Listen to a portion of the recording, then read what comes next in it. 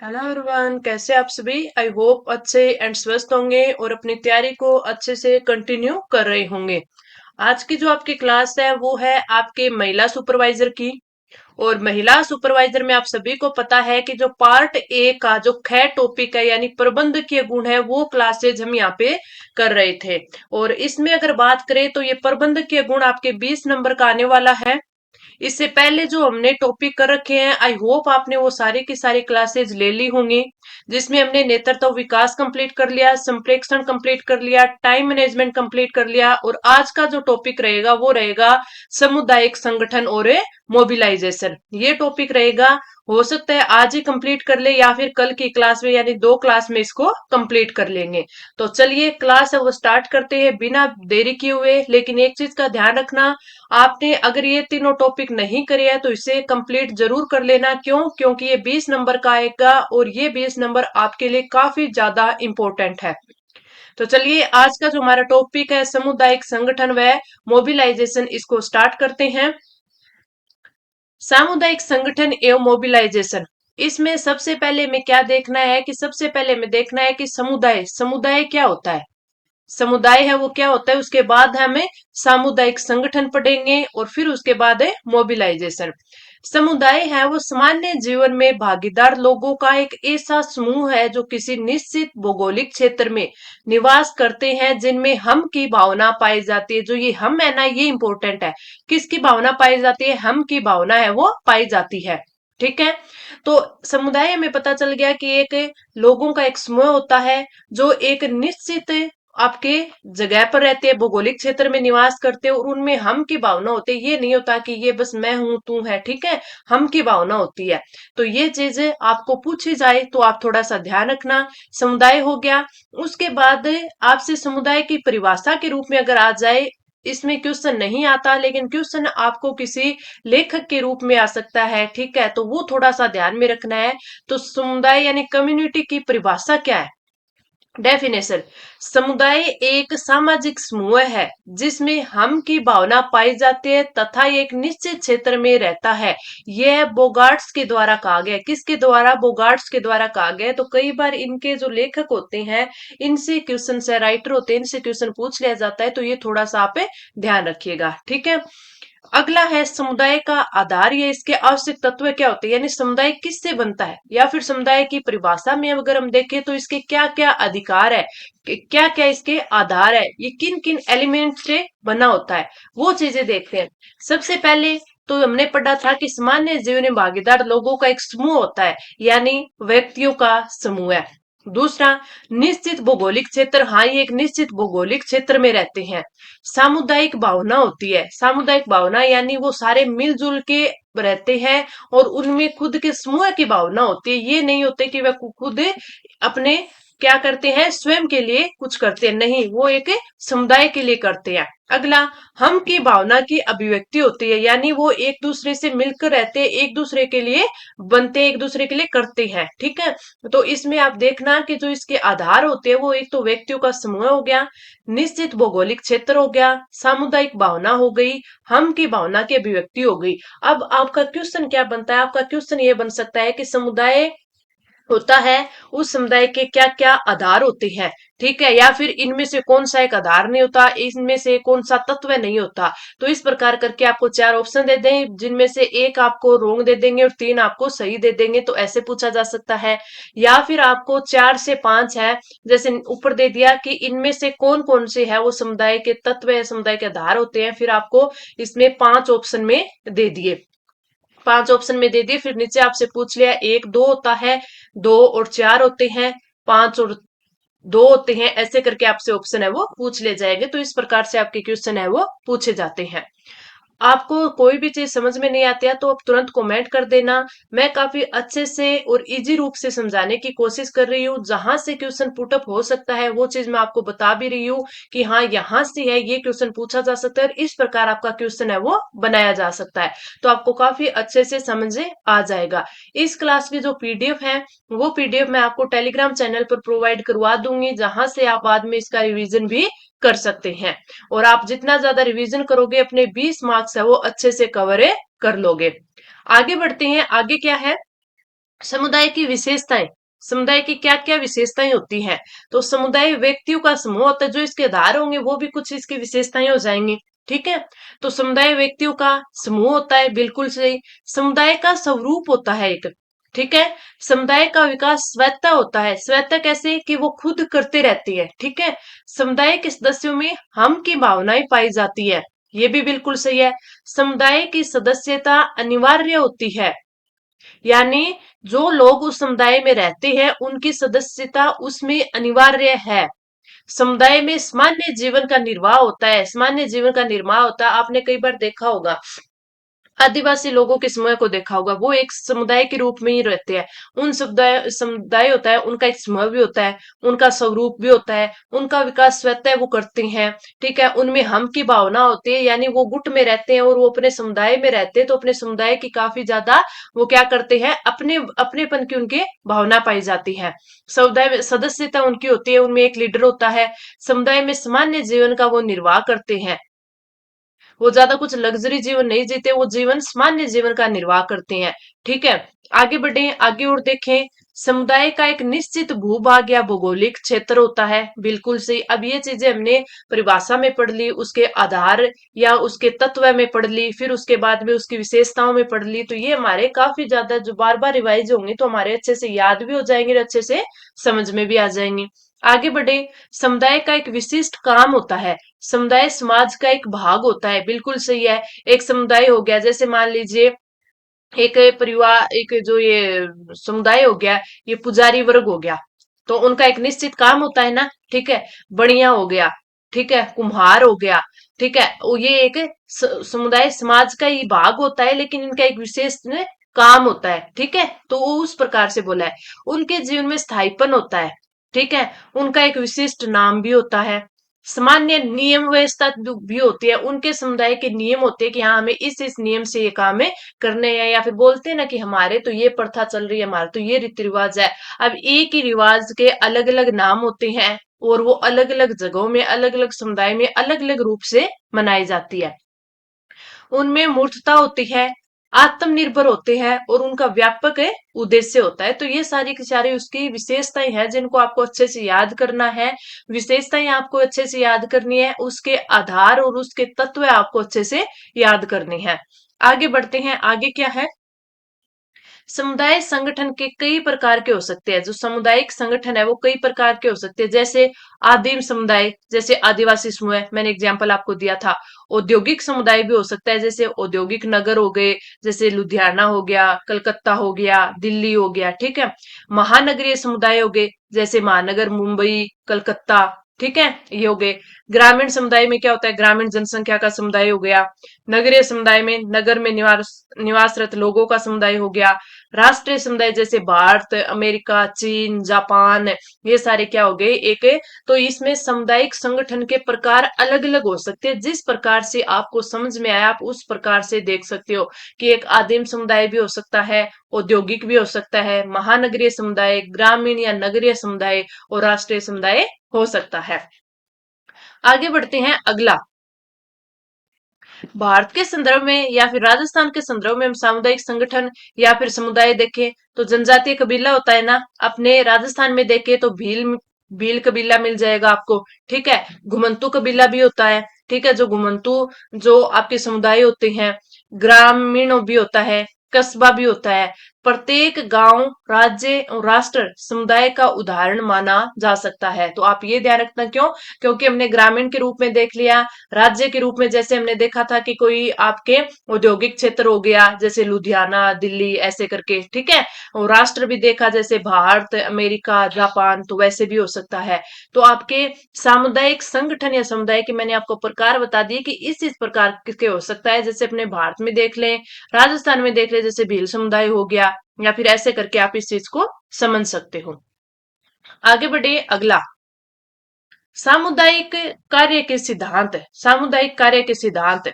स्वीकृति का सिद्धांत होता है, मूलभूत आवश्यकताएं उपलब्ध साधनों के सिद्धांत हो सकते हैं, व्यक्तिकरण का सिद्धांत, आत्म संकल्प का सिद्धांत, सीमाओं के बीच स्वतंत्रता का सिद्धांत, नियंत्रित संवेगात्मक संबंध का सिद्धांत। ये थोड़े आपके लिए इंपॉर्टेंट है, तो इनको आप थोड़ा सा ध्यान रखना, ये चीजें आपको याद करनी है।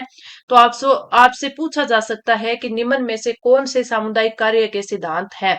स्वीकृति का सिद्धांत हो गया, मूलभूत आवश्यकताएं उपलब्ध साधनों का सिद्धांत हो गया, व्यक्तिकरण का सिद्धांत, आत्म संकल्प का सिद्धांत, सीमाओं के बीच स्वतंत्रता का सिद्धांत, नियमित संवेगात्मक संबंध का सिद्धांत। आगे बढ़े, अगला फिर लचीले कार्यात्मक संगठन का सिद्धांत, उद्देश्यपूर्ण संबंध का सिद्धांत, प्रगतिशील कार्यक्रम संबंधित अनुभव, जन सहभागिता का सिद्धांत, साधन संचालन का सिद्धांत और मूल्यांकन का सिद्धांत। तो ये आपके 12 सिद्धांत है। तो इन चीजों को आपको ध्यान में रखना है और अच्छे से इनको याद करना है, क्योंकि क्वेश्चन इसमें से पुटअप हो सकता है। आज के क्लास में आगे मैं आपको बताऊंगी कि क्वेश्चन किस प्रकार है वो आपसे पूछे जाते हैं। मैं कुछ 10-15 क्वेश्चन भी लेके आई हूँ, जिससे आपको और अच्छे से समझ में आ जाए। आगे बढ़े, अगला सामुदायिक संगठन के उद्देश्य पूछे उन्होंने। अब सामुदायिक संगठन हमने देख लिया परिभाषा क्या होती है, ठीक है, और उसको अपनी लैंग्वेज में समझ लिया कि क्या होते हैं। फिर उसके बाद में उसके आधार या तत्व देख लिए, उसकी विशेषताएं देख ली, उसके प्रकार देख लिए, अपने राजस्थान में भारत में कैसे समुदाय होते हैं वो देख लिया। अब हम इसके उद्देश्य देखते हैं, ठीक है। तो इसमें जो ये आपके राइटर या वैज्ञानिक मान ले, जो ये आपके बार बार ये आ रहे हैं, तो इनको आप थोड़ा सा ध्यान रखना है, इनको कहीं नोट डाउन कर लेना। ये चीजें आपसे काफी बार पूछ ली जाती है। अब इसमें क्या है उद्देश्य है, हार्पर एवं डनहम ने 1939 में national conference of social work द्वारा नियुक्त की गई लेन कमेटी द्वारा अपने प्रतिवेदन में दिए गए सामुदायिक संगठन के निम्नलिखित उद्देश्यों का उल्लेख किया है। अब आपसे सीधा पूछ ले कि हार्पर एवं डनहम के अनुसार सामुदायिक संगठन के उद्देश्य क्या हो सकते हैं। तो इसमें एक तो जर्नल पर्पज आता है, एक आपका दूसरा द्वितीय पर्पज भी आएंगे, तो इन दोनों को ही देख लेते हैं। अगर जर्नल पर्पज की बात करें तो इसमें 3 आते हैं। एक तो आवश्यकताओं की परिभाषा और खोज, ठीक है। आवश्यकता होती है, उसकी आवश्यकता ही खोज की जननी है, ठीक है। तो इसकी खोज, तो सामाजिक आवश्यकताओं और अयोग्यताओं की रोकथाम और समाप्ति, ठीक है। साधनों और आवश्यकताओं का स्पष्टीकरण और बदलती हुई आवश्यकताओं को अच्छे तरीके से पूरा करने के लिए साधनों का पुनः समायोजन, ठीक है। इन तीनों चीजों को याद रखना है, ये जनरल पर्पज में आते हैं। अगर आपसे पूछ ले कि हार्पर एवं डनहम के जो बताए गए जो उद्देश्य है उनमें से ये सामान्य उद्देश्य में आता है, तो इनमें से 3 एक दे देगा और चौथा है वो आपका द्वितीय पर्पज दे देगा, दूसरा पर्पज दे देगा। तो उसमें से आपको ये करना है कि ये हमारा नहीं हो सकता, ये 3 होते हैं। आवश्यकताओं की परिभाषा खोज, सामाजिक आवश्यकताओं और अयोग्यताओं की रोकथाम और समाप्ति, साधनों और आवश्यकताओं का स्पष्टीकरण और बदलती हुई आवश्यकताओं को अच्छे तरीके से पूरा करने के लिए साधनों का पुनः समायोजन करना। आगे बढ़ते हैं अपन अगला, द्वितीयक उद्देश्य। मैंने बोला था ना कि दूसरा पर्पज ठोस नियोजन एवं प्रयास के लिए एक पर्याप्त वास्तविक आधार प्राप्त करना और उसको बनाए रखना, कल्याणकारी कार्यक्रमों और सेवाओं को आरंभ करना, विकसित करना और उनमें संशोधन करना। ये क्या है, संशोधन करना, जिससे साधनों और आवश्यकताओं के बीच समायोजन स्थापित किया जा सके, ठीक है। अब इसमें हमने थोड़ा सा ध्यान दिया कि आपके जो जर्नल पर्पज थे, जर्नल है पर्पज, थोड़ा सा मैं ऊपर करके इसको दिखाती हूँ एक बार फिर स्लाइड को। ये देखिए, इसमें क्या थी, इसमें ज्यादातर अपनी जो सामान्य आवश्यकताएं होती है उनके बारे में बात की। इसने आवश्यकताओं की परिभाषा खोज के बारे में बता दी, सामाजिक आवश्यकताओं अयोग्यताओं की जो रोकथाम होती है या फिर उसकी समाप्ति होती है वो बता दी, साधनों और आवश्यकताओं का इसने क्या कर दिया, स्पष्टीकरण और बदलती हुई जो आवश्यकता होता है उसको अच्छे तरीके से अपन किस प्रकार उन साधनों का पुनर्समायोजन कर सके वो बता दी। लेकिन जब हम इसके द्वितीय उद्देश्य की बात करते हैं तो उसमें देखिए ये किसी विशिष्ट चीज के बारे में बताता है, ठोस नियोजन एवं प्रयास के लिए एक पर्याप्त वास्तविक आधार प्राप्त करना और उसको बनाए रखना, कल्याणकारी कार्यक्रमों और सेवाओं को आरंभ करना, विकसित करना, उनमें संशोधन करना, जिससे साधन और जो आवश्यकता है उनके बीच समायोजन स्थापित किया जा सके, समाज कार्य के स्तर को ऊंचा करना, सामाजिक कार्य मान लिया, समाज कार्य के स्तर को ऊंचा करना और व्यक्तिगत संस्थाओं के प्रभाव में वृद्धि करना। ये चीजें थोड़ी सी इंपॉर्टेंट है, थोड़ा सा ध्यान से आप समझना। एक बार आपको लगेगा कि नहीं ये समझ में नहीं आ रहा है तो आप क्लास को बार बार लेना, 2 से 3 बार क्लास लोगे इतना अच्छे से समझ आ जाएगा। और ये अगर आपने 4 टॉपिक अच्छे से कवर कर लिए तो आप ये मान के चलिए कि आप है वो बच्चों जो आपके साथ वाले स्टूडेंट है उससे 2 कदम ऊपर चले जाओगे। यानी ये 20 क्वेश्चन आपके लिए, ये जो 20 मार्क्स आएंगे आपके मैनेजमेंट वाले, काफी इंपॉर्टेंट आपके लिए होंगे। काफी अच्छा स्कोर है, आपको ये बनाकर दे सकते हैं। अगला है परस्पर संबंधों में सुधार करना, उन्हें सुविधाजनक यानी सरल बनाना और समाज कल्याण कार्यक्रमों एवं सेवाओं के प्रदान करने में संबंधित संगठनों, समूहों और व्यक्तियों के बीच जो समन्वय लाने के लिए प्रोत्साहित करना। तो ये उद्देश्य होते हैं, सामुदायिक संगठन के उद्देश्य किस प्रकार होते हैं, ये थोड़ा सा अच्छे से समझने की कोशिश करो तो आपको समझ में आ जाएंगे। कल्याण संबंधित समस्याओं, आवश्यकताओं और समाज कार्य उद्देश्यों, कार्यक्रम, प्रणालियों के विषय में जनता में ज्ञान को विकसित करना, जनता में ज्ञान को विकसित करना। तो ये एक बार आप समझ लोगे ना। अब देखिए, कल्याण संबंधित कोई भी समस्या है, कोई भी आवश्यकता है, या फिर कोई सामाजिक कार्य है, ठीक है, कार्यक्रम हो गया, कोई प्रणाली होगी, तो उनके विषय में जनता को ज्ञान विकसित करना है। जनता को ज्ञान है वो देना है, या विकसित, जनता का जो ज्ञान है उसको विकसित करना है। तो ये आपका द्वितीयक उद्देश्य में आता है। आगे देखिए अगला। अब वो हमने किसके देखे थे, इसमें दो चीजें आती है। एक तो आपके अब यहाँ पर हमने जो पढ़ा था वो क्या पढ़ा था कि ये हार्पर एवं डनहम के उद्देश्य थे, उनके द्वारा जो प्रतिवेदन में जो उन्होंने उद्देश्य दिए थे या उन उद्देश्यों को उल्लेख किया था वो हमने पढ़े थे। ठीक है, इसमें सामान्य और द्वितीयक थे, सामान्य में 3 थे, द्वितीयक में हमने पढ़ लिए। अब जो आते हैं वो आते हैं आपके सेंडर्स व पाल्सन के अनुसार इसके क्या क्या विशिष्ट उद्देश्य होते हैं। ठीक है, ये भी ज्यादातर इनके ना ये सिमिलर सी होते हैं, बस आपको थोड़ा सा समझना है कि इनमें क्या थोड़ा सा डिफरेंस है। बस इनके जो आपके लेखक मान ले, वैज्ञानिक मान ले, इनके थोड़े से नाम में थोड़ा सा डिफरेंस मिल जाएगा। बाकी आपको इन चीजों को समझना है, बस इन्होंने चीज एक के थोड़ा सा अलग वे में बोलकर बताया है। सामुदायिक पहचान की चेतना जागृत करना, संपूर्ण आवश्यकताओं की संतुष्टि करना, समाजीकरण के साधन, समाजीकरण के साधन के रूप में सामाजिक सम्मिलन की वृद्धि करना, सामुदायिक आत्मा और भक्ति भावना द्वारा सामाजिक नियंत्रण को प्राप्त करना। अब इन्होंने सामुदायिक आत्मा और भक्ति का नाम ले लिया।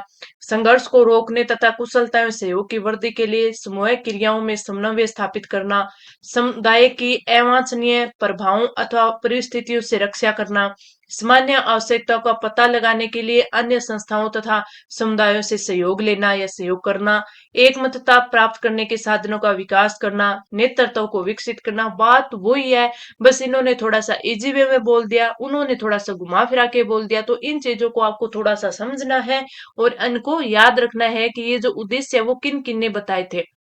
अब आपसे पूछा जा सकता है कि जो सामुदायिक संगठन के जो उद्देश्य है वो बताए थे, दो ये आ गए, दो पीछे वाले जो वैज्ञानिक है उनके नाम ले लेंगे। ठीक है, और फिर आपसे पूछ ले किन किन ने इनमें से बताया था, एक दो के अलग नाम दे दें, फिर एक दो ने बताए थे, दो तीन ने बताए थे। इस प्रकार से आपसे क्वेश्चन है वो पुटअप करवा लिए जाते हैं। आगे बढ़ते हैं, अगला क्वेश्चन। अब आता है संगठन। संगठन क्या होता है और इस संगठन से क्वेश्चन है वो किस प्रकार बनते हैं, ये हम इसमें आगे देखेंगे। संगठन है वो किसी वस्तु का व्यवस्थित ढांचा बनाना या उसे चालू अवस्था में रखना, एक उद्देश्य की पूर्ति के लिए की गई क्रमबद्धता और सार्थक व्यवस्था, एक समूह निर्धारित लक्ष्यों की प्राप्ति के लिए सामूहिक रूप से प्रयास कर पूर्णता प्रदान करता है। संगठन क्या है, किसी वस्तु का व्यवस्थित ढांचा बनाना, उसे चालू अवस्था में रखना। ठीक है, एक उद्देश्य की पूर्ति के लिए हम कोई भी क्रम से कोई भी चीज है वो करते हैं। ठीक है, सार्थक व्यवस्था बनाते हैं। इसके लिए जो एक समूह निर्धारित होता है, वो लक्ष्यों की प्राप्ति के लिए एक सामूहिक रूप से जो प्रयास करता है उसे क्या बोलते हैं, उसे बोलते हैं संगठन। अब इसमें ये कई आपके वैज्ञानिक है या लेखक है इनके द्वारा आ गया कि मुन्नी के अनुसार क्या है, संगठन सामान्य उद्देश्य को प्राप्त करने के लिए मानवीय संस्था का रूप है, समन्वय संगठन का प्रथम सिद्धांत है। अब आपसे क्वेश्चन क्या पूछा जा सकता है कि संगठन का जो प्रथम सिद्धांत है वो क्या है, समन्वय है। ये किसने बताया था, मुन्ने ने बताया, हर्बर्ट ने बताया, चेस्टर ने बताया, ई एन ग्लेडर ने बताया। तो आपको याद रखना है मुन्ने ने बताया था। हर्बर्ट साइमन की बात करें तो संगठन परस्पर व्यवहार करने वालों लोगों के वर्ग का ही नाम है। चेस्टर बर्नार्ड बोलते हैं कि संगठन एक सचेतन रूप में समन्वित सहयोगी व्यवस्था है, प्रशासन की संस्थागत व्यक्ति ही संगठन है। तो इसके बारे में पूछा जा सकता है। ईएन ग्लेडन की बात करें तो संगठन से तात्पर्य है कि किसी उद्यम में लगे हुए व्यक्तियों के परस्पर संबंधों की ऐसी संरचना बनाने से जो उद्यम के कार्यों को पूरा कर सके। उद्यम के कार्य को पूरा कर सके, ये किसने बोला था? एक ग्लेडन ने बोला था। तो इनको आपको ज्यादा तो नहीं रटना, लेकिन थोड़ा सा इन चीजों को ध्यान रखना है कि क्वेश्चन इसमें से पूछ लिए जाते हैं। अब आपके लुथर गुलिक ने क्या बोला था, जेएम गोस ने क्या बोला था, उर्विक ने संगठन के बारे में क्या बोला है, फिफ्नर ने क्या बोला है, मेसर येर ने क्या बोला है कि संगठन अंधों का हाथी होता है। तो ये चीज इंपॉर्टेंट हो जाती है ना कि किसने संगठन को अंधों का हाथी बताया था, तो मेसर हियर ने बताया था। मेप कोरलेन ने क्या बोला था कि इन्होंने बोला था कि एक निश्चित व्यक्ति समूह द्वारा निश्चित उद्देश्यों की प्राप्ति हेतु किए जाने वाले कार्य को ही संगठन कहते हैं। तो ये चीज भी आपसे पूछी जाती है। ठीक है, तो मैं आपको एपीडी प्रोवाइड करवाऊंगी, तो आप वो जो संगठन वाला टॉपिक है इसको 2 से 3 बार रिवाइज कर लेना। तो आपको ये जो थोड़े थोड़े जो इनके लेखक वैज्ञानिक हैं इनके थोड़े से नाम अच्छे से याद हो जाएंगे, तो आप थोड़ा सा इस चीज को समझ पाओगे। जरूरी नहीं है कि इसी से क्वेश्चन पुटअप हो, लेकिन ये अपन को थोड़ा सा इजी वे में बना देता है जब अपन क्वेश्चन करते हैं। जैसे लुथर गुलिक ने क्या बोला था, संगठन सत्ता का औपचारिक ढांचा है जिसके द्वारा पूर्व निर्धारित लक्ष्यों की प्राप्ति के लिए कार्यों को विभाजित और निर्धारित किया जाता है तथा उनमें समन्वय स्थापित किया जाता है। अगर हम बात करें उर्विक की, तो उर्विक ने क्या बोला, संगठन का अर्थ उन क्रियाओं का निर्धारण करना जो किसी किसी उद्देश्य की पूर्ति के लिए आवश्यक है, ऐसे कार्यों वर्गों में क्रमबद्ध करना जो विभिन्न व्यक्तियों को सौंपे जा सके। तो किसी को व्यक्तियों को सौंपने के बारे में किसने बोला है? उर्विक ने बोला है। तो ये आप इस थोड़े से पढ़ लेना, अच्छे से इनको याद कर लेना। अब हमने बात कर ली है कि संगठन होता क्या है, इन अलग अलग विद्वानों के क्या क्या आपके माने कि इनके क्या क्या थॉट थे, इन्होंने क्या क्या संगठन का प्रकार बता दिया, भी किसी को ने किसी के बारे में बता दिया, किसी ने कोई स्टेटमेंट दे दिया। तो ये हमने इनके बारे में देख लिया। अब हम देखेंगे कि जो संगठन है इसके प्रकार कौन कौन से होते हैं। ठीक है, फिर उनका महत्व देखेंगे, उनकी कि वो जो संगठन है उसके इन्होंने प्रकार बता दिए, तो इनका महत्व क्या है या फिर इनकी क्या विशेषताएं होती है। आगे बढ़े।